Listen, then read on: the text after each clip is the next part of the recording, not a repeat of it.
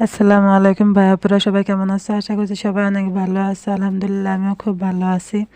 তো এরই মধ্যেও সবাই কিন্তু জেনে গেছো যে তারা কিন্তু পালিয়ে গেছে তালিম ভাইয়ের কাছে। তো আসলে তারা এখন কোথায় আছে, কেমন আছে, উম, এবং শম্পা আপু আয়াতকে নিয়ে কেমন আছে। আয়াতের অনেক সময় দেখেছি অনেক ভিডিওতে যে আয়াত কিন্তু তারার জন্য খুবই কান্নাকাটি করতেছিল, এমনকি তারার জন্য মানে তারাকে ভুলে থাকতে পারতেছিল না বলে ওর মামিকেও এনে রেখেছিল কয়েকটা দিনের জন্য, যাতে আয়াতের মনটা ভালো থাকে। তো অনেকটা চাপের মধ্যে, অনেকটা সমস্যার মধ্যেও কিন্তু উম, মানুষেরা বলে না, ধৈর্য ধরলে অবশ্যই আল্লাহ তার সুফল ভালো করে। তো যখনই বিপদ আসবে তখনই বুঝতে হবে যে আল্লাহ সামনে ভালো কিছু আমাদের জন্য রেখেছে। তো সেরকমেরই আসলে অনেকটা ধৈর্য, প্রায় একটা বছর ধরে তারা শম্পা আপু এবং সালাম ভাই চেষ্টা করতেছিল যে যাতে তাদের আর একটা বেবি হয়। তো সবার জন্য আলহামদুলিল্লাহ খুশির সংবাদ নিয়ে তারা আসছে। শম্পা আপু দ্বিতীয়বারের মতো মা হতে চলেছে।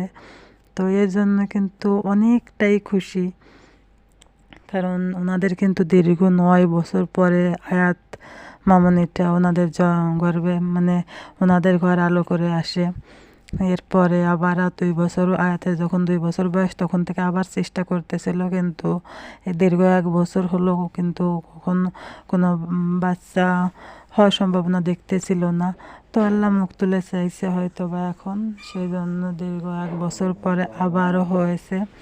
তো এখন ছেলে হবে বা মেয়ে হবে এখনও কিন্তু জানা যায়নি, হয়তো বা অল্প দিনের মধ্যে আমরা জানতে পারবো।